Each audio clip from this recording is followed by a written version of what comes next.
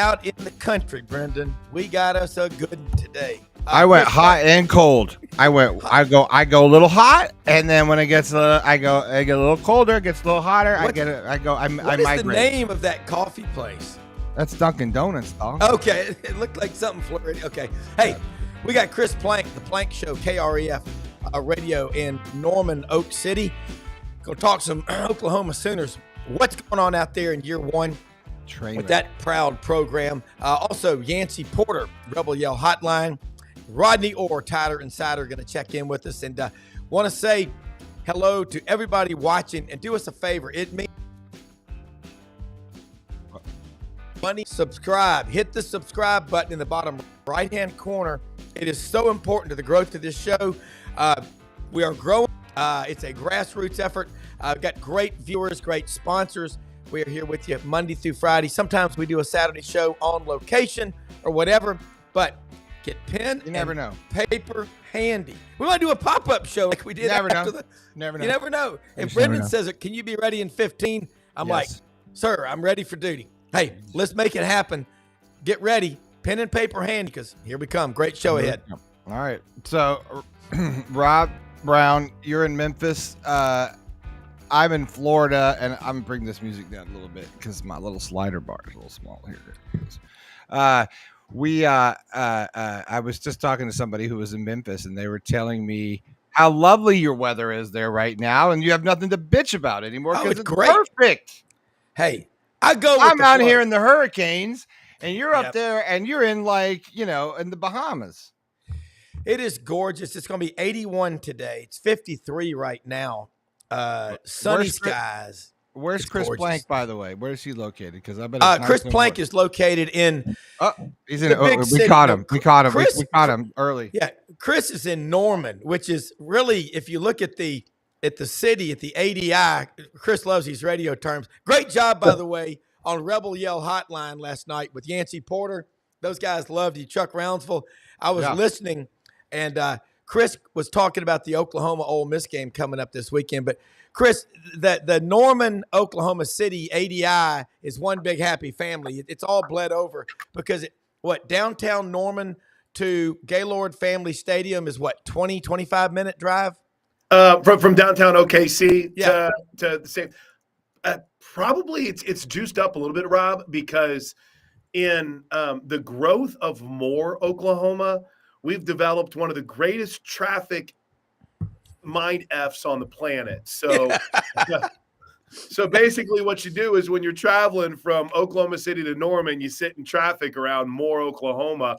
But no, it's about 30 minutes. And then Tulsa's only, on a good day, an hour 45 away. So you're looking 30 minutes from downtown OKC. It's big. If you want to go to a cluster fudge of traffic, get over the mountain in Birmingham, on 280. It's one of the worst in the world. And of course, Atlanta, our oldest daughter lives over there, less than a mile from the Braves stadium.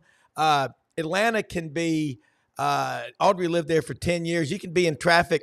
A 10-minute commute can be an hour and a half. You never know. But hey, let's talk about something happy. SEC football. Well, I was going to say happy could be Britain's Florida Gators all of a sudden, man. That could be happy now. Calm down. I've been down this road before. I'm not getting excited, okay? I'm just not. This is what's going to happen. We're going to get like 6 wins. Everyone's going to be like, but it was so close. Right. In one more year. He needs another year. We'll give him another year. He's a great recruiter. He's a nice guy. He's such a good dude. He's got a good haircut. He's a great guy. I have Love PTSD. Hey, Chris, you do a great job on the radio. I'm an AM radio, FM radio, satellite junkie. So is Brendan. I love to listen to radio. You are fantastic on the sidelines. You do a great job of detailing what's going on. I watch you too. You do a great job. You really do. And it's so powerful. Let's check down on the sidelines, Plank. They just go Plank. They call you Plank on the Oklahoma network. But what are you seeing right now? I got a text from one of our viewers up in Clarksville, Tennessee this morning. Mm-hmm. This is the world we live in. He goes, hey, here's the rumor. Lincoln Riley gets fired at Southern Cal, comes back to Oklahoma. That's where we are right now. Other than that, everything's normal. But I love Brent Venables. I think he's an I do too. outstanding coach. He's one of the best defensive coaches that you'll see anywhere. When they rolled you talked about Dylan Gabriel. Explain to our viewers, because you laid it out there last night about how they got where they are at the quarterback situation. And sorry we caught you off guard this morning, but no. I thought I was good to go, and as I kind of fancy myself a technical guy when I got here, and I didn't have my computer charged up. It's okay. Right. We've got cameras wired all throughout your house, so we can pick you up at any time. At any time, we'll get you. Don't worry. It's wild because the narrative becomes Oklahoma chased off Dylan Gabriel because they wanted to play Jackson Arnold. Yeah. And that's not the truth, but I could understand why people think that way.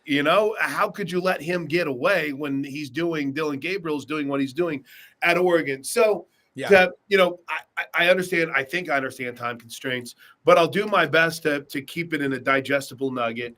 Gabriel had never anticipated to play another year of college football. He was done after last season. He was off to the NFL. He got his draft grade back. It wasn't what he expected. He realized I can make a hell of a lot more money playing college football than I can going to the NFL and being a 5th, 6th, 7th round guy, battling on a practice squad. So let me go see what my value is. And in doing that, and I didn't know this part until Brent Venables told us. In doing that, he went to Brent Venables and said, hey, I want to move closer to home. So it's been a great run here for 2 years. I'm off. I never knew that part. And I don't think many people did. I think the idea was whenever he decided that he was coming back, everyone just kind of shook hands and said, thanks for the time. Yeah. Enjoy it. Thanks for the training and guidance you gave Dylan Gabriel. Jackson Arnold. So obviously as the results have played out, it looks really bad because let's just use it. Another school that's a great example. Kansas State decided to let Will Howard walk and went with Avery Johnson. Things are going pretty well there right now for Avery Johnson and the job that Matt Wells has done with that offense at Kansas State. Complete 180, right? It has not gone well here. Meanwhile, Gabriel is up there on the Heisman. I don't know why I'm pointing to the wall, but Gabriel's up there with the Heisman favorites, and Oregon's the number 1 team in the country. So it's just it could not have if you want to use the term, backfired more from a PR perspective from Oklahoma. But there was no, hey, Dylan, you want to be here, get out of here from Oklahoma. Yeah. Yeah. What I had heard was same thing. He got NFL grades. They weren't as good as he had anticipated. Right. And I think Oregon, that opportunity, he's from Hawaii. People forget he's from Honolulu. I think he went to St. Louis Catholic School, where my kids went, but in Memphis, not in Honolulu. But and the money part was there. And you know this, Chris, but if anyone ever doubts Oklahoma's financial statement, they can go with anybody. There's a ton of oil money out there, but they've got a passionate fan base that's unbelievable. And it's very angry right now. Yeah. It's very angry right now. Yeah. And it should be. And it's kind of funny because the knock is, see what the SEC will do to you. And I'm like, well, you're right, but I think this would be happening to Oklahoma in the ACC and the Big 12 and the Big 10 right now.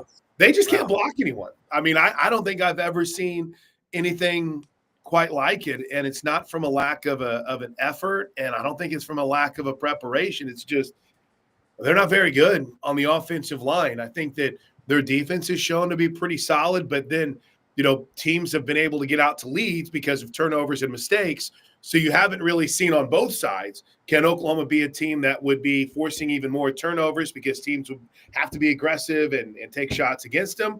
Yeah.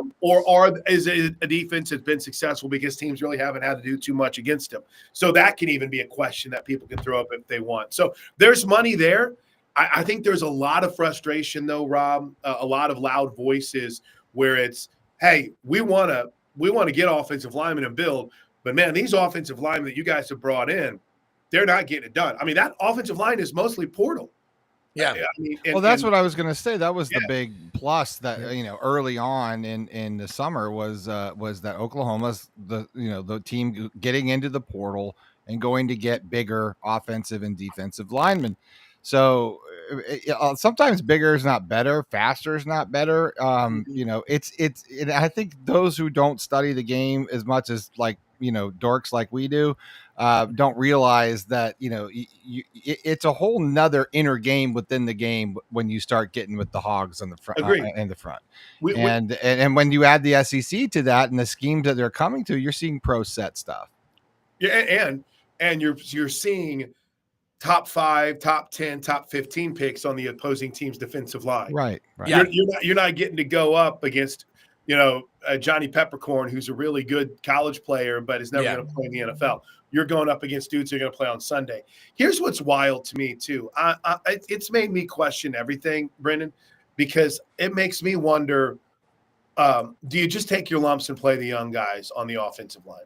It's worked at Texas. It's worked at Georgia. Georgia has one transfer on its offensive line right now. It's maybe one. Maybe. Yeah. I think their center, Miami. Whenever Miami, got there, Mario Cristobal came in, they decided to go to the portal to get their skill players and build on the offensive line. And Oklahoma's got a really good offensive line class coming in next year. You hope that you're able to keep it all together. But it's also about evaluations in the portal too, and I think that's an area where Oklahoma has struggled a bit on the offensive line. Those evaluations. Well, guys, don't you think too a little bit is that we're seeing this metamorphosis of the game per se when we see all these, like we talk about all the time, the parity amongst the different teams now. Maybe in the past, smash mouth football, line them up, go beat you worked when you had a lot of the best personnel or the toughest guys, or you could recruit it. But it just seems like now you got to get a little more sexy out there to score points. Be more creative. Yeah, a little more creative. Like more than 7 plays. That would be right. Exactly. And it's kind of wild just to make it specific to Oklahoma guys and what I've seen. Seth Luttrell, who was fired this week as the offensive coordinator, talk about, I guess the term would be sexifying things on the offense. Sure. They put in apparently a new 50-play package during their bye week against Texas. And in that first quarter, you're like, well, look at this. This looks pretty cool. Some of the things they're doing. And then it just tanked. Right. So, I think here they've tried some things.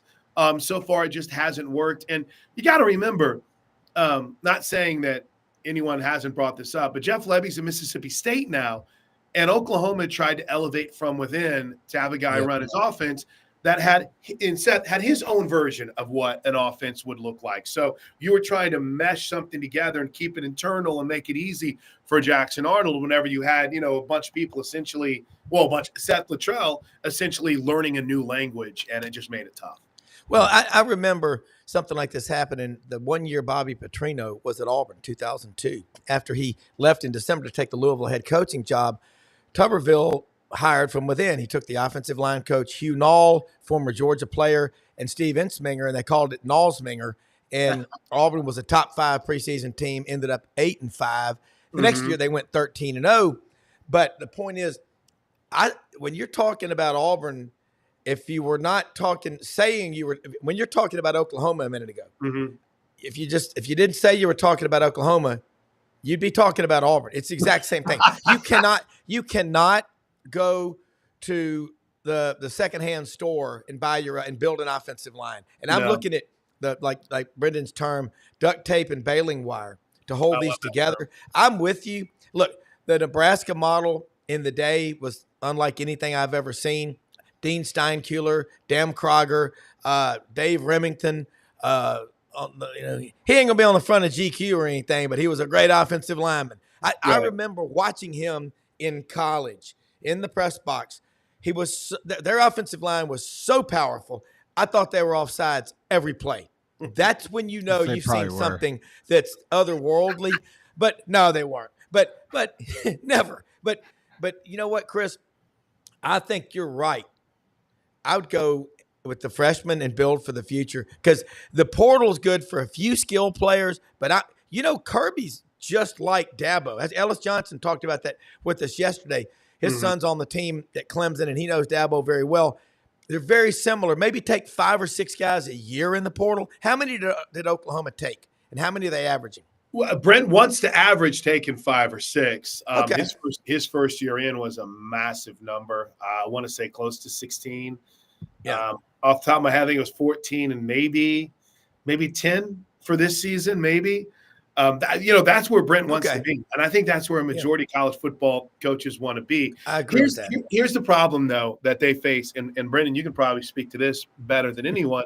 And I guess Rob now, too, with Hugh potentially being on the hot seat. You don't have that luxury of saying, I've got 5 freshmen or 4 freshmen and a sophomore, or 3 freshmen and 2 sophomores, and we're going to develop this offensive line to take our lumps. You can't. You got to go win games, right? Yeah, and I'm not saying right. you won't with that, but you feel a lot better when you have experience there. Yeah. So, Brent's got a long-term contract.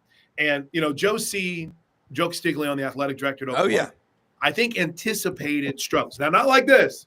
Not like this. But I think they anticipated struggles, which is why they extended him before the season started, and they didn't want to have negative recruiting going on.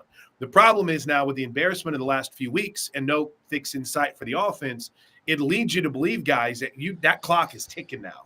So you can't afford to say, all right, I'm bringing in these true freshmen. They're going to start on the offensive line. You need guys to go ASAP. Yeah. Yeah, well, you have to, because you have to win. I mean, look, you can't, because of the rules, right? The way it's set up right now, you can't build for the future. You have to build for the next week. Right. In a lot of ways. And that's because we just don't know. It's the wild, wild west, right? So we don't know if we piss this guy off, is he going to jump in the portal or our league now? Right. And that whole deal. Yeah. And that's why I'm not surprised to see like armies and these military schools doing better, because they have that internal sort of structure. That seemingly is lacking in what we see in the game now. But I guess my question to you is, with Oklahoma and to everybody, it's like, we're looking at Vandy beating Bama, right? We're looking at all these different things. What do we do? Like, what does Oklahoma do? Because the answer was go back to the portal. Or is it better recruiting? Well, I don't know. Like, how do you really recruit? Or is it development of current talent? It's very difficult to be a head coach, I think, right now in college football. I think there's one thing that Brent has going for him, Brandon, because it's a great question. He does have the support of the administration. Mm-hmm. So I think that's a big deal, right? I think whenever you're talking about trying to figure out what you want to do, a lot of times you realize that clock is ticking. Mm-hmm. So you might have to hit the craps table, and next thing you know, you crap out and you're done. Brent has, I think he has a little bit of security on that front.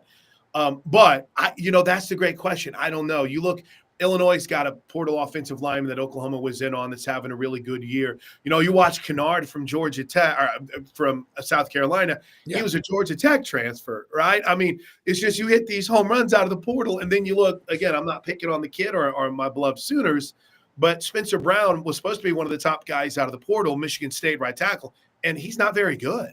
So these portal evals are just – I don't know how these guys do it. I don't know how they figure out. We're creating individuals, though. Like, there's no team, and football's team. So it's such a team sport, right? Everything. So it's like we don't have time to go in and do it. And that's why you start looking at the coaching model and saying, how do you win? And I, talk about like guys like Urban Meyer, who's, hey, like, who do I got on the field right now to go win this football game? I think you got to be thinking, that mindset a little bit more. So start the freshmen. I mean, you don't have a choice. Run them out there, because they may not. They may screw you next year. Right. And here's the other thing. That you got to find out. Yeah. You got to figure out if they can play. I'll give you just 2 examples here for Oklahoma: Eugene Brooks and Eddie Pierre-Louis. Very talented 4-star, 3-star offensive lineman, whatever. Okay. But all we hear is how good the practices are. That's great. Let's get them out there and let's see. You're looking at a team that has won one SEC game, and it took an absolute miracle to do it, right?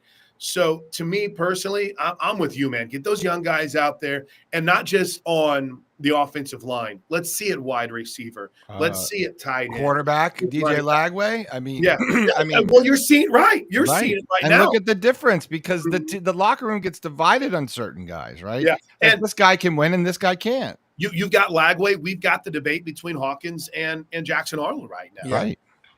So well, here's an interesting thing. We all remember 30 years ago how heavy junior college was pushed. JUCO was everything. Jackie Sherrill built Mississippi State up, really, really strong program, 97 to 2000. But it was also kind of, what got him to relief coaching, because in 01, 2, and 3, they started going downhill. if you bring a guy in for a year versus a guy that can stay there for 3 years, that's tough. I mean, it's the quick fix or the long-term solution. Sometimes people put off a surgery and they suffer, and then the other knee is bad, and they got to have both knees replaced. Right. That's where we are in college football right now. Let's look now at this Ole Miss matchup. Ole Miss's defense, especially their front seven, has been really strong. Yeah. Their offense, and you listen to Rebel Yell Hotline, and Yancy will be on with us here in just a few minutes. Rebel Yell Hotline, but man, their fans are madder than a bunch of wet hens about the lack of production on offense. What's going on with Ulysses Bentley IV? That guy has barely played this year, and Henry Parrish he was the third team running back before. They don't know what's going on, but they know their defense is pretty strong, and they can make a case. We've lost 2 games on the last play of the game. Yeah.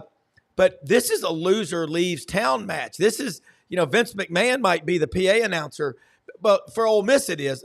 Oklahoma, obviously, I guess at this point, they're not in the playoff hunt, but they still, that program better than I do, but I followed that program since I was a kid. That's a proud program. Tradition really matters. It means more when you're losing because you remember, hey, here's what we've been before. And someone like, Barry Switzer or Bob Stoops reminds you of that and going, don't you ever not give a full 60. And so, Oklahoma's going to come in. I was at that Auburn-Oklahoma game.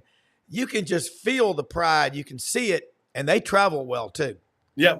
I love the analogy of a loser leaves town match because we get into this situation, I think, in the SEC where nationally everyone wants to count out 2 lost teams, but suddenly if you were to look at Ole Miss's resume and what they got Georgia, if they beat Georgia in a couple weeks, they're right back in this. But if they lose to Oklahoma, they're completely out, right? Yeah. So really, and you saw this, Rob, firsthand. The simple key for Oklahoma is this: you got to stay in the game till the fourth quarter. If you have yourself a double-digit deficit, likely going into the fourth quarter, you're probably done. But their defense is good enough to keep them in games. The problem is they have got to get something going offensively, and the defense I've seen from Ole Miss doesn't look like it's going to allow you to do that. So this is going to be this could turn into one of 2 things. This could turn into a rock fight to where we go to the fourth quarter and it's like Kentucky and Ole Miss, or this could be a boat race. Ole Miss might get out early. The place is rocking, and you might see some frustration from Oklahoma. What you said earlier, though, really resonates. It's a proud program. It's a proud team. Danny Stutzman was up and down that bench. I was watching it firsthand whenever things were not going well. They were still fighting and clawing. So I've loved everything I've learned about Ole Miss since we've come to the SEC. I love the people. I love Lane. I love the team. But, it's also you wonder how they will handle adversity. They did a great job after the loss to Kentucky to come back, go to South Carolina, and beat the snot out of South Carolina. But then to have, you go to LSU and have that frustration in a game you led the whole way, I'm really intrigued to see how they respond. And I think they'll respond well on Saturday. And sorry to interrupt, but I just feel like this is to me is the hidden gem of the SEC, the 12th man, right? When you have, people always talk about the negative of the big fan base. Look, I got a website for Florida Gators, man. They're my team. We have a huge fan base, right? It's 6th biggest in the country or something. But whatever. Point is they're negative. But when you need that fan base because you're on a run, or you need them to win a game, or you need them and because you're on the cusp, or you're 500, or you need to get into play, you need to get into the game, and you need your 12th man. That's why I feel like these 100,000 people filled stadiums in the SEC, and your fan base really starts to rally around what you're doing. And I think that's where it's hard for a Kiffin or whatever. It's not that they don't have a big fan base or anything, of that nature. It's just that feeling, the swagger of the swamp, or the swagger of, of these, of places that have been there before. Right. When you hear the echoes of the past and the ghosts of the past and walk on the fields and all that stuff, that to me, that's when it starts to matter when you get down the run in the stretch. I agree. And, here's the other part of it. Right. For just speaking on the Oklahoma side of things. All these experiences are new. And the one thing is the Oklahoma fans are still excited about it. It's getting frustrating, but they're still excited about it. So I think as long as the Sooner fans stay engaged in BV, I think as long as they continue to support like they have on the road, I think they're going to be in good shape to bounce back.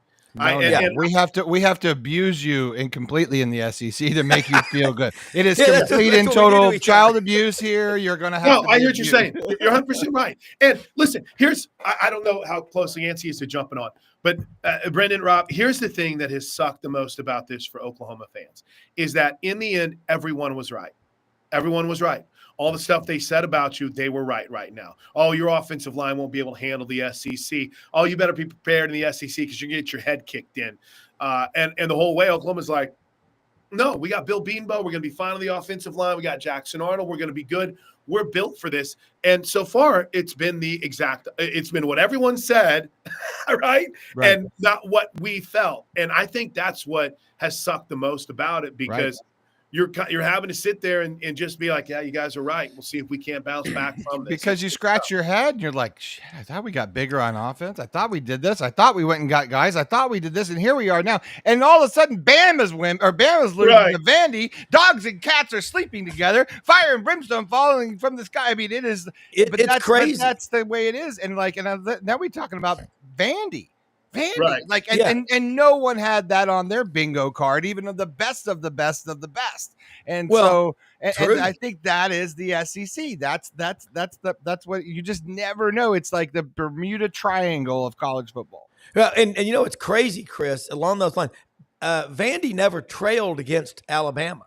Now in the SEC, Nashville, when Vandy plays Alabama and Auburn and Georgia and Tennessee, 70 or 80% of the crowd is those fans. That's what Nashville is. Yeah. And Clark Lee, you heard him at media days. We all did.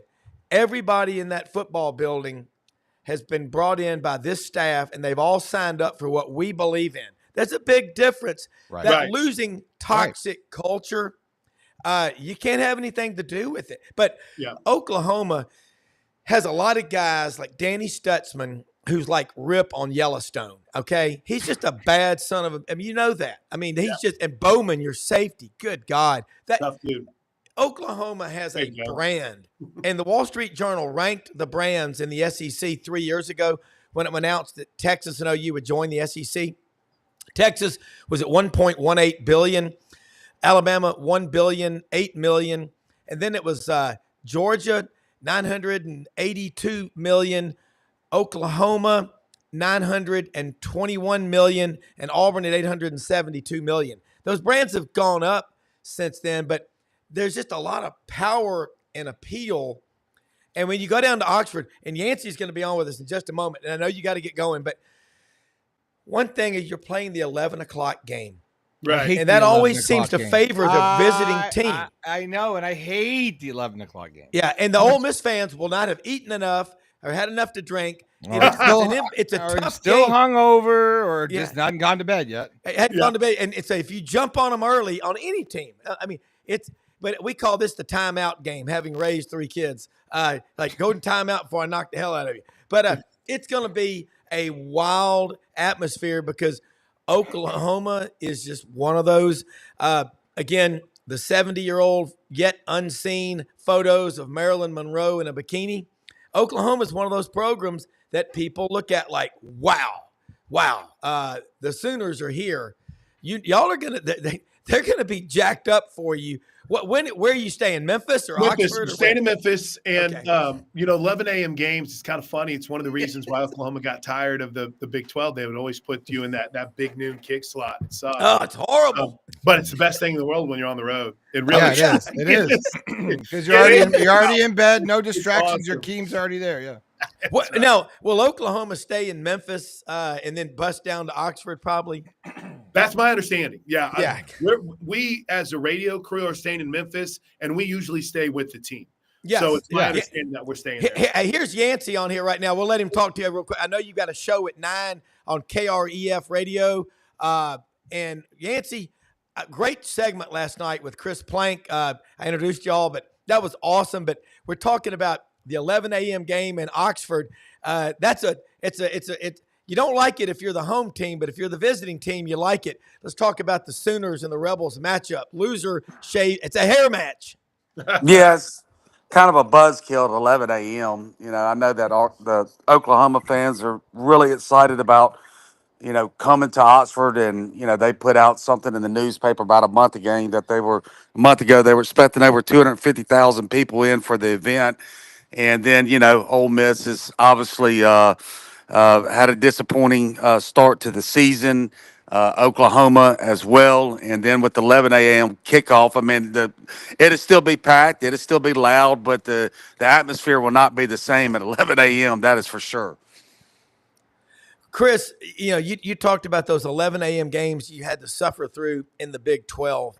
You got to change your routine around, but Yeah. it'll be when the Grove is what really ignited the passion of tailgating nationwide. You've got to go there. When you get to Oxford, it's one of the coolest college towns that you've ever seen. I think the thing that sucks for us on the radio side is we go in there and we got to work. We don't get the tailgate.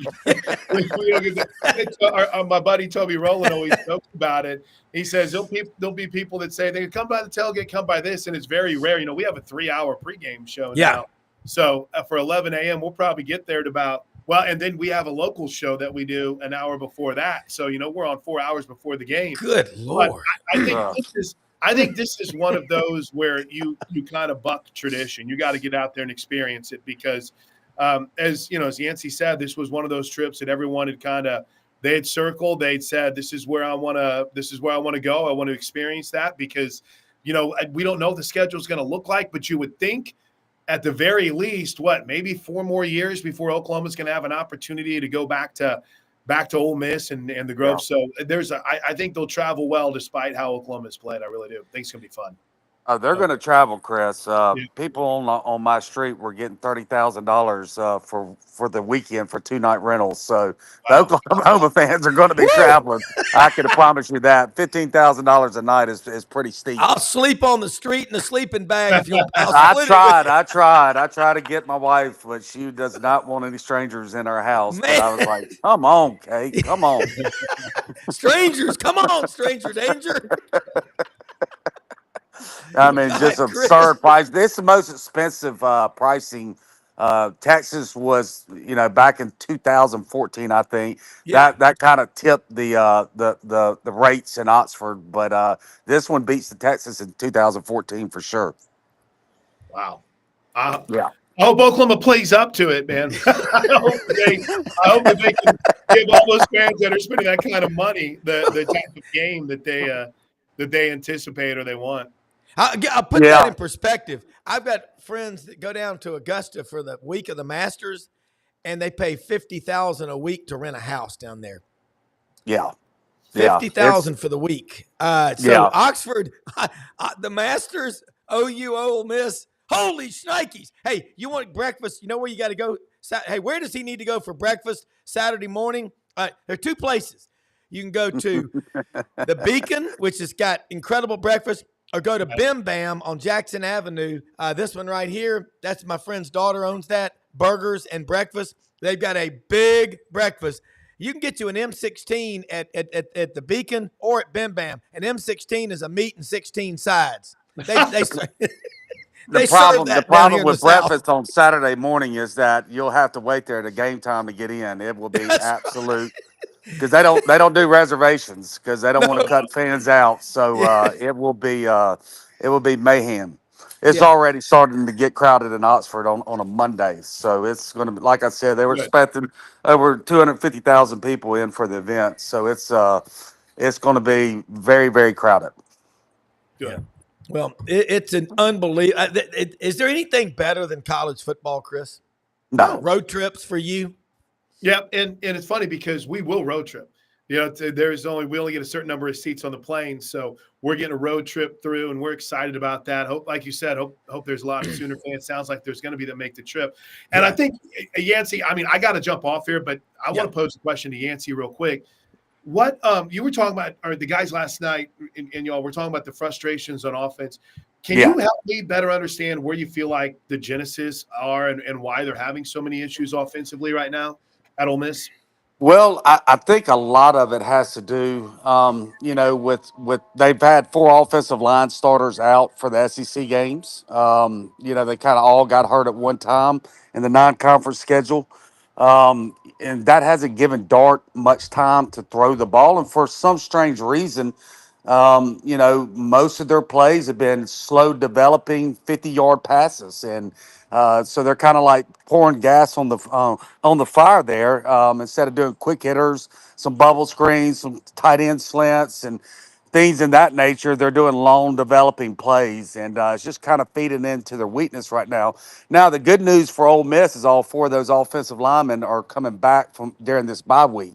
So, but as offensive line, you know that everybody's got to be in tune and dancing together. And, will they be able to be in tune in that first game back when you're, transferring four of the offensive linemen that's been playing the last three games and substituting them with the four regular starters back in?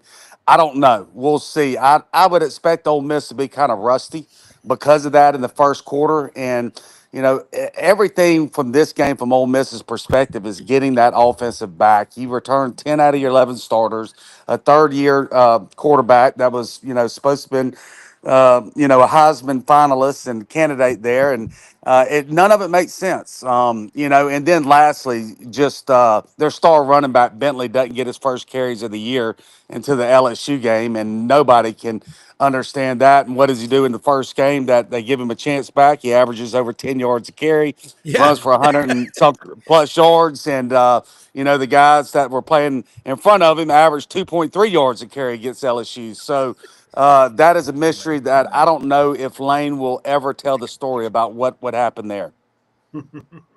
Well, it's going to be interesting. I think it's a good Oklahoma defense, but I hope it's a game going into the fourth quarter because that's really going to make it fun, Chris, at least for Oklahoma fans. Yeah, and listen, Chris, Yeah. Thank you so much for coming on Yeah, with us. I thanks, know Rob, you for got to having go me, do man. your show. Let people know Yeah, how you they were can follow unbelievable, you. Chris. Thank you for the show Thanks, last night. Yancy. Yeah, Yeah. I'm sorry.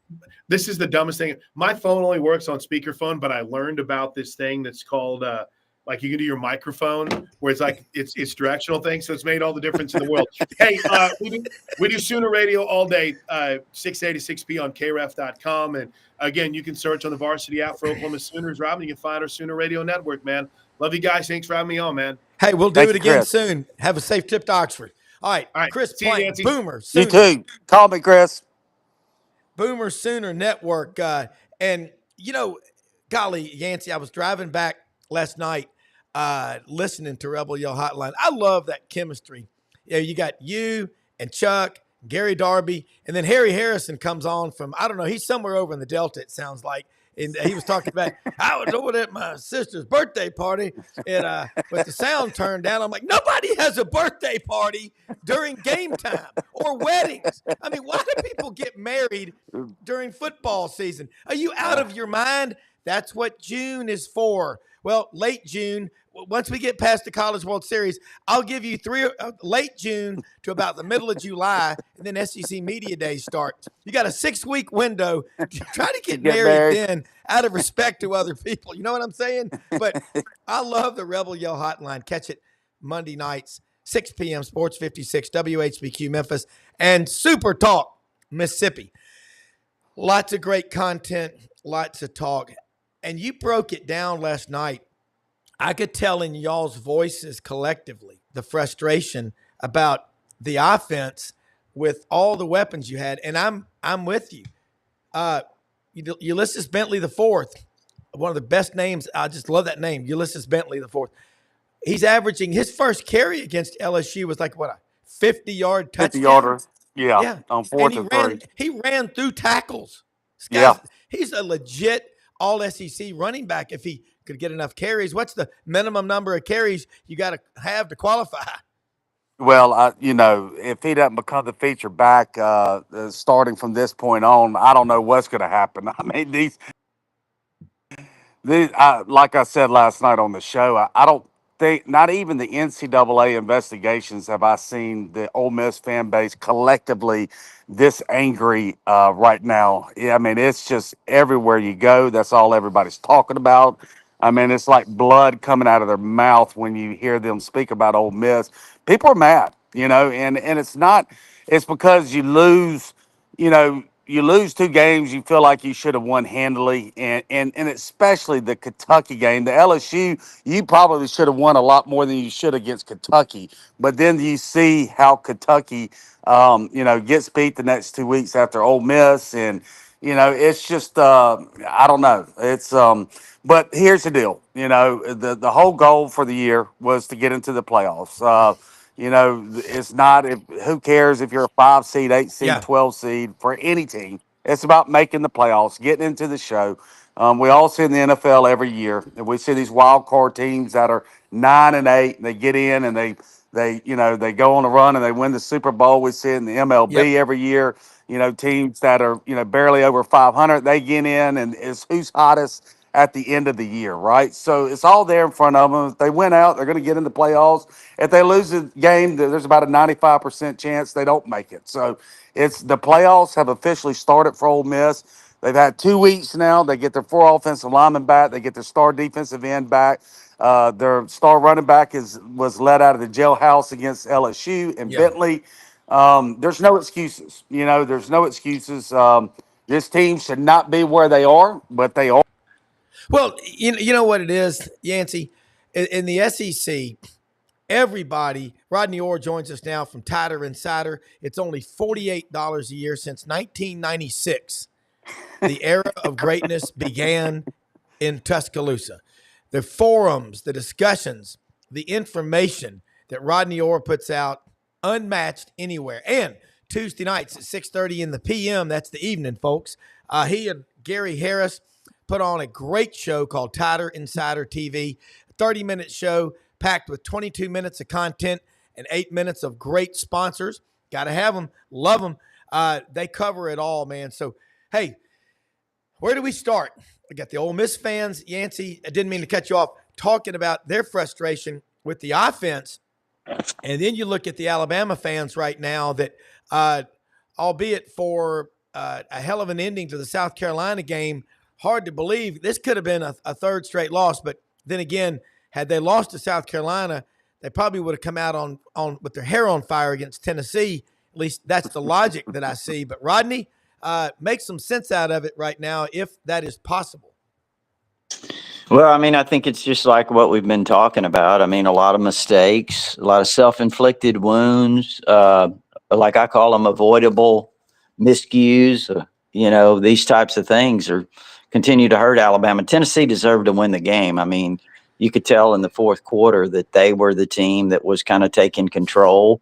I'm going to tell you guys, I've been doing this, with Tider Insider for nearly 30 years now. I do not remember a player who is taking more criticism, maybe some that have been similar, but not anymore, than what Milroe has taken this week. And it's not just on TiderInsider.com. I mean, it's pretty much everywhere. And now I'm going to change gears on you here a little bit in the direction I'm going with this. So we talk about the NIL. We talk about all these things. We talk about building your brand, right? Yeah. Well, and again, I'm not being critical of anyone. I want to be clear. But Jalen Milroe spent the spring and the summer showing up at events. He found every camera available to kind of do that, And again, nothing wrong with that. But here's the problem is when you start not performing well, fans don't forget that, right? We're in the summer, you were seeking out every camera. You were in New York, swapping jerseys and bats with Aaron Judge. You were at Talladega shaking Michael Jordan's hand. You were everywhere, right? It was almost like a political campaign. Again, I'm not knocking him. I'm just kind of giving you a little bit of insight into what's going on right now. And the fans have really turned. And again, not knocking Jalen Milroe. I'm saying there's a reason why these fans now are saying the things they're saying. Well, can I throw something in there for both of y'all? A similar situation occurred when at the time, Oklahoma quarterback Spencer Rattler was perceived to be the number one pick in the upcoming, draft when he was eligible. He got into the NIL and was going to these autograph signing things, $150 a signature and all that kind of stuff. And look what happened. And his career just kind of fell off the tracks. I'm not saying that Jalen Milroe hasn't, but this is the risk that you take with a 21 or 22-year-old and a coaching change. Man, you know what? It's when we skip class. Oh, I already know that material, and then the final exam is not the one you thought it was going to be, and you make a D or an F. It's got to be frustrating, Rodney. And Yancy, look at Jackson Dart. He's got to be as frustrated as anybody. I mean, these are two programs that were in my top 4 in the SEC. I put Missouri in there too, and I don't know what they are. But Yancy? Yeah, man, Dart is he's playing like he doesn't know how to win right now, and all he's done is won since he's been at Ole Miss, and then not just Dart, but that goes for the whole team. I mean, you're 132 out of 134 teams in penalties, turning the ball over. They're just playing a mistake riddled game after game after game right now, and Dart, obviously hasn't been able to trust his offensive line since those starters went down. We're going to see what happens when they get them back this week. He's throwing off his back foot a lot. But I kind of blame some of it on scheme too, and the play calls, and there's when your offensive line is struggling, you don't need to be sitting back there for 5 Mississippi throwing 50-yard bombs. You need to be getting the ball out of your hands quickly. And some of that falls on Dart as well, but some of it is the schematically what they're calling for the games. So the thing with Milroe is that under a normal Alabama team, he could be a great game manager. And you let the talent around you win the games, a typical Nick Saban team.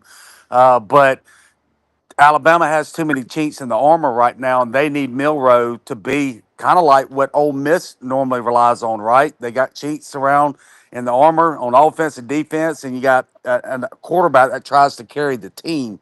In Milroe's case, he just doesn't read defenses fast enough. He's not accurate enough to be that guy. It's not a good fit right now for Alabama. They need Superman there at quarterback, and I just don't. Can Milroe be Superman at times? Oh, most definitely he can. But I don't think he's ever going to be able to be a guy that can be consistent to carry a team. That's just my opinion. No, consistency is the key, and you're right with that. He's an incredible athlete. We know all that. Again, like you said, Superman. He's got those kind of abilities, but it's a hit and miss thing. It's hit and miss. And like you said, I mean, Alabama defensively, not nearly what they have been, and a lot of teams aren't. I mean, the way the game is played now. But just the mistakes. I go back to what and again, I haven't watched enough of Ole Miss, but I hear Yancy talking about the mistakes and being so penalized. Alabama had 15 penalties in this game. And here's another thing I'll say. I may have said this last week, so I'll make this short. This isn't new. I mean, last year, they go to College Station, they have 14 penalties. They had 17 or 18 against Tennessee a couple of years ago in Knoxville. They had 15, 16 against Texas a couple of years ago in Austin. This has kind of been brewing. It's kind of been an undisciplined style of play. And so it's not just really DeBoer. I mean, it's kind of something he's inherited, but he's going to have to continue to work to it's on him now. It's on him. And again, I think this first year, I'm not being critical of him. I think the first year it's always difficult. I'm just going to be interested in watching how it all plays out and how he manages it. Well, I mean, the first year coach is like a 16-year-old trying to learn how to drive his father's stick shift convertible. If you can't find them, grind them. It's tough. I mean, that's. Well, it's certainly, Rob, following, arguably the greatest coach of all time in football. That's why Lane Kiffin said, and when they would ask about that Alabama job, which he models his whole program after Nick Saban, is whoever takes that job is basically an idiot. Like you are set up to fail. There's nothing you can do to appease the fans after Nick Saban. So, it's kind of a perfect storm. I still think DeBoer's a great coach. I just think that they got to recruit themselves out of it, and I'm sure they will. I mean, you look at the rankings. They're right up there at the top. So I just think that the Bama fans are going to have to be patient, and that's something that is really hard to do, to try to tell that fan base, because Nick Saban has them compete for a championship Yeah. every year. Rodney, along those lines, you got Missouri coming to town at Bryant-Denny Stadium, Nick Saban Field. What about that matchup concerns you? Again, Auburn, they did what they've been doing all year. They found a way to lose. I don't know how good Missouri is, but Brady Cook, he came back in after an injury. Did y'all hear what he said? He goes, look, I looked at it and I said, I only have 2.5 games left in my life at Faurot Field. I ain't doing it sitting in a hospital. I'm going back on that field. Do whatever you got to do to get me out there. That's leadership, man. That's a man. That's not some guy laying down going, well, I got 500 in the bank. That's a teammate. What about that matchup Saturday?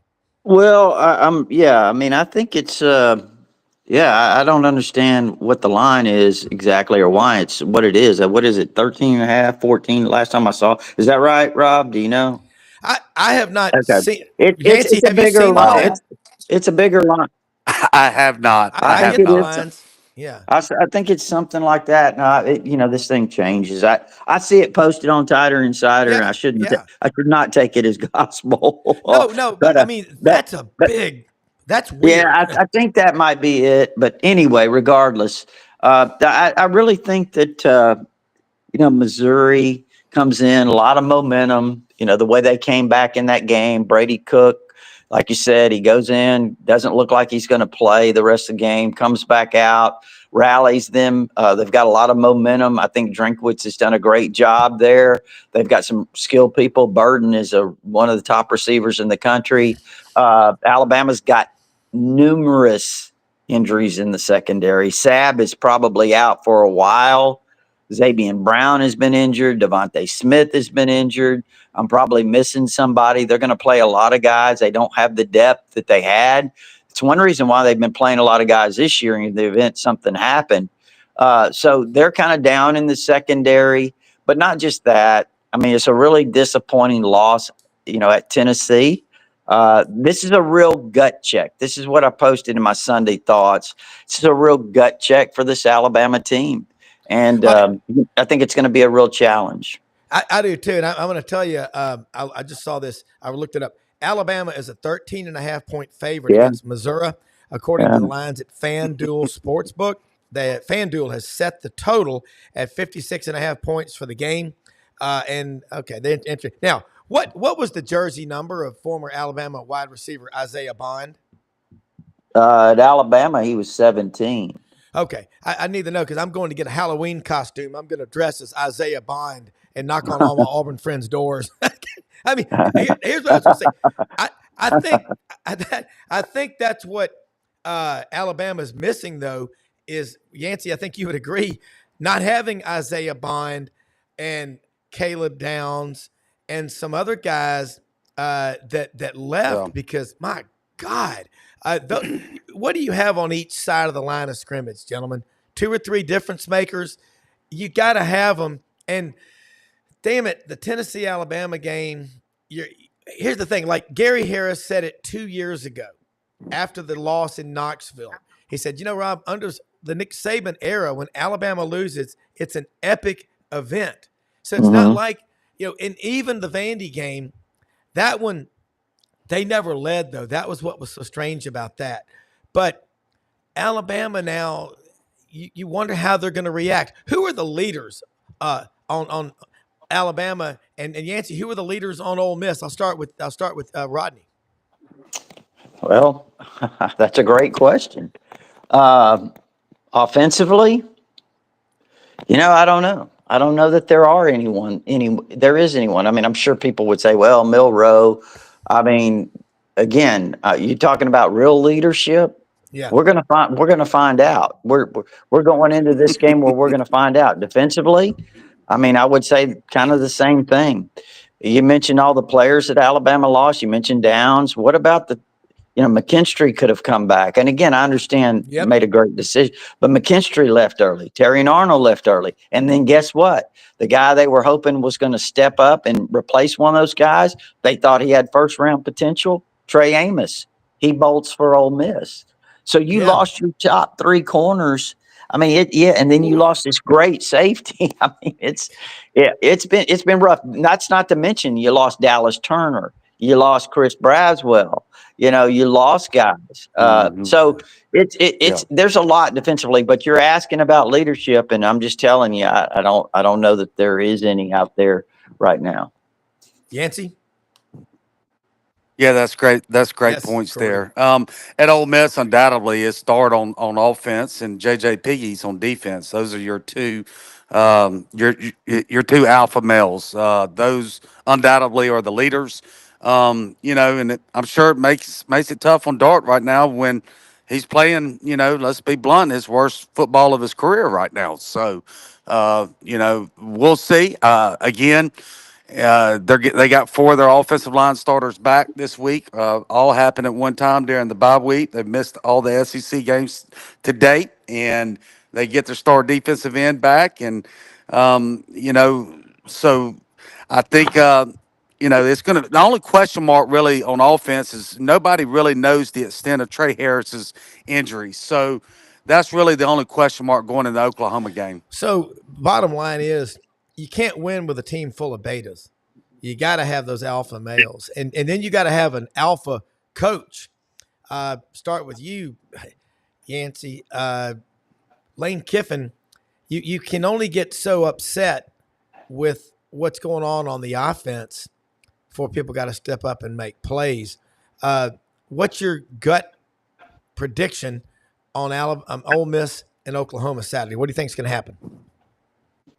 Well, I mean, Roddy was talking about 13.5 points over Missouri. Ole Miss is favored by 21.5 now over Oklahoma, and they're not averaging but about 23 points a game in SEC play. And the Ole Miss fan base is like, how in the world is that true? That they're a 21.5 point favorite over Oklahoma. But, I think they start off kind of slow. They'll probably score the first possession of the game like they always do. And then they're going to be a little bit rusty. I mean, I don't care. 3 of those offensive linemen returning are 3-year starters, going into their 4th year starting at Ole Miss. But they've been out. They've been out for over a month. And it's hard to get that offensive line in sync again when you're making that transition like that. Oklahoma's still got a really stout defense. I mean, they're down 21-0 against South Carolina when they had given up 42 yards of offense. So they played a mistake-riddled game as well. And it's just all about getting well offensively. I mean, defensively, they've far exceeded expectations. I mean, they're first in the country in third down conversion on defense, third in the country in red zone defense, second in the country in points given up, third in the country in total defense, fourth in the country in QB sacks, fifth in the country on pressure on quarterbacks. I mean, they got an elite defense, and I think everybody was expecting a really good defense, but not elite. It's the offense that's holding the team back, and that's really stumped everybody. Well, okay, now what you just said makes total sense. Averaging only 23 points a game in SEC play. That's what you got to look at. Rodney, you look at Alabama. What's Alabama averaging score-wise in SEC games? Well, obviously they scored 17 against Tennessee. They scored 27 against South Carolina. They scored 35 against Vanderbilt. They scored 41 against Georgia. I mean, those numbers are probably dropping as we see. I mean, obviously dropping, as we move along. Again, they scored what in the first half against Georgia? 28. And could have been more, but they scored 28. So let's look at the second half of Georgia. I mean, they score, what was it, 13? Yes.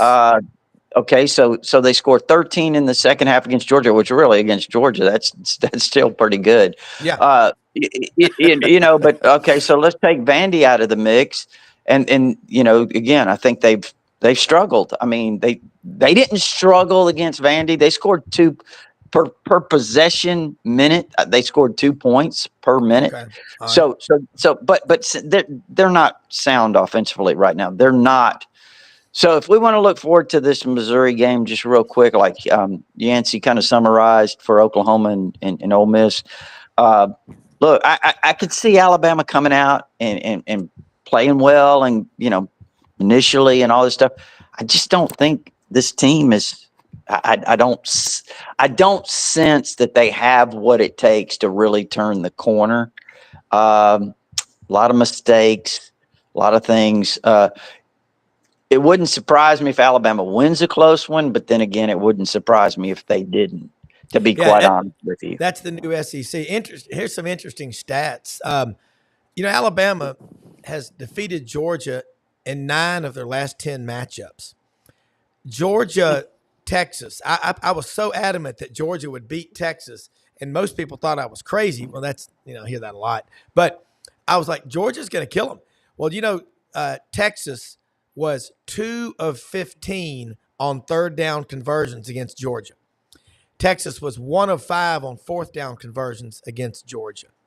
And I guess Carson Beck started off terribly against Texas, and he bounced back. He looks like Tom Petty's long lost son, man. I mean, this guy's so cool. One arm is a tattoo and the other one is flesh, but he's really he's an interesting quarterback.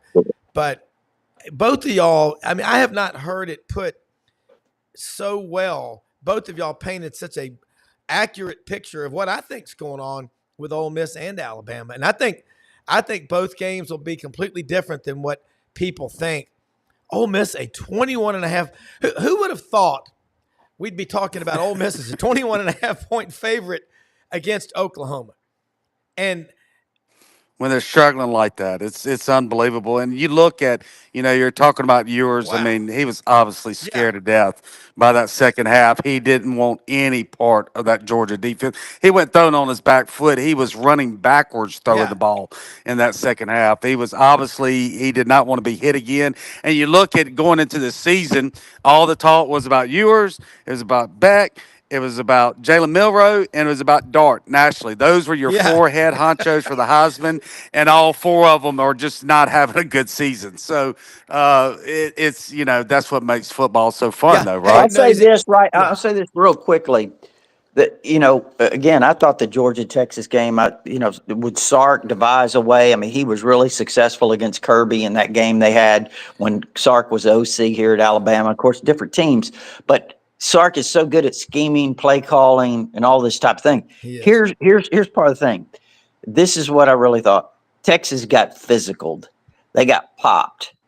They don't want to get popped. Yeah. They got This is the one thing that I thought that Sark, this is the one thing I thought he had to answer.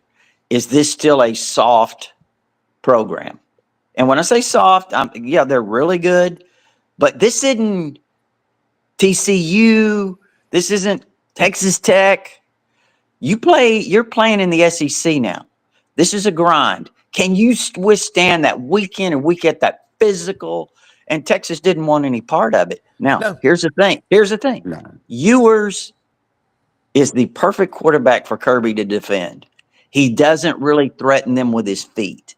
He's not bad. He can move around. He can manipulate in the pocket, and he can scramble a little bit. But Kirby could tee off on him.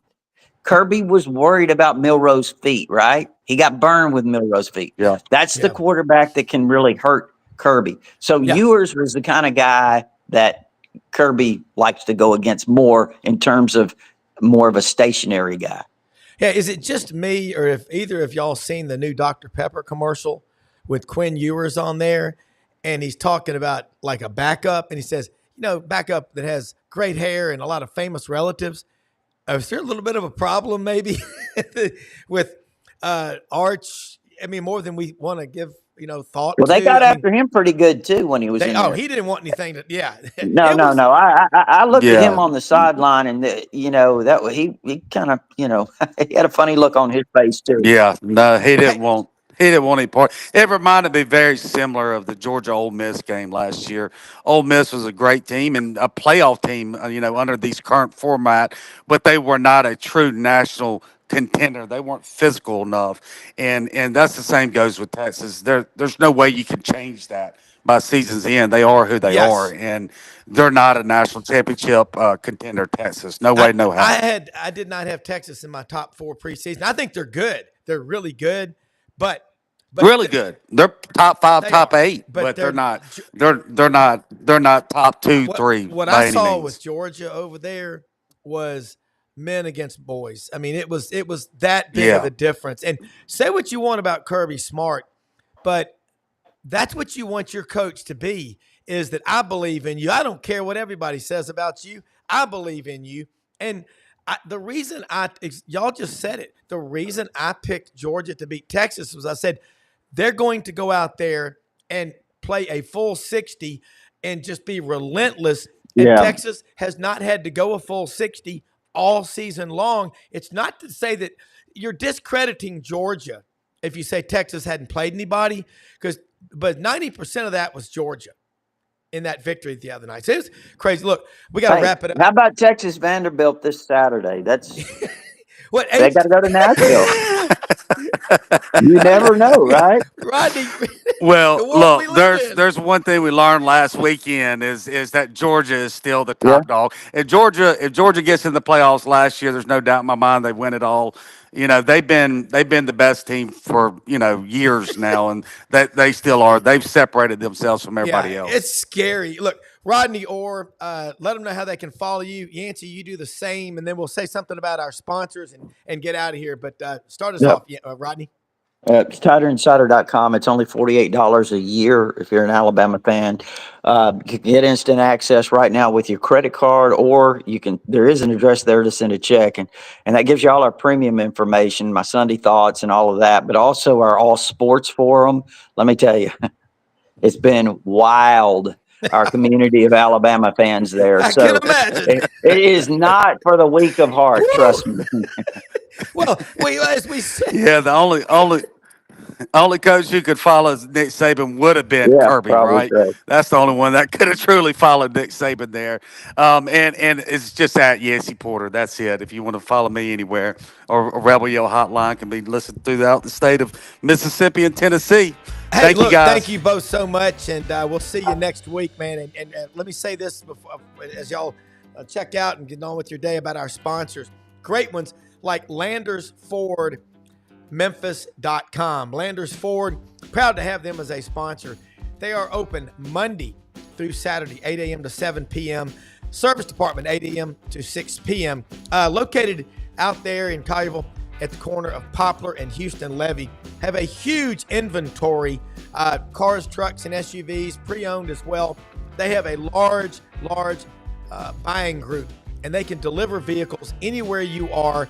Ask for our man, the general manager, Brad Bellamy, out at LandersFordMemphis.com. They are great people to work with, and their motto is, if you didn't buy your last vehicle at Landers, you probably paid too much. Brad Bellamy and the people out there will take care of you. You will love working with them. Also, I was out at Hewlett and Dunn yesterday. Stuff coming in every day. You're not going to believe it. Barber, Filson, Duckheads, STS, Pendleton, Schaefer, great looking men's and women's clothes, and over 7,000 pairs of boots. Get out there, and if you need your body work done on your vehicle, Tom Martin's Body Shop, located at G.E. Patterson and B.B. King in downtown Memphis. Find all of our sponsors on our website at sidelines.live. For executive producer extraordinaire, Heisman Trophy candidate Brendan Martin, I'll just say this: most often we see the face of Christ in the least among us. Go out every day, find ways to help other people. The stronger you are, and the better you are for everybody else. God bless America, folks. See you in the morning. Watch this show and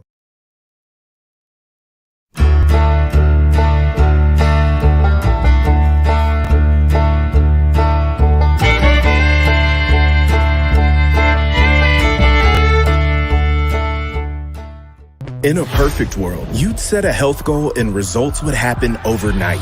In this world, the real world, it takes time, dedication, and the right support to achieve your best self. The Vitamin Shop's health enthusiasts are here to make sure you're not wasting a single moment on the wrong supplements. From the highest quality sports nutrition and superfoods to the most sought-after trends, you'll find a huge variety of science-backed solutions for every goal, and the people to help guide you along the path to greatness.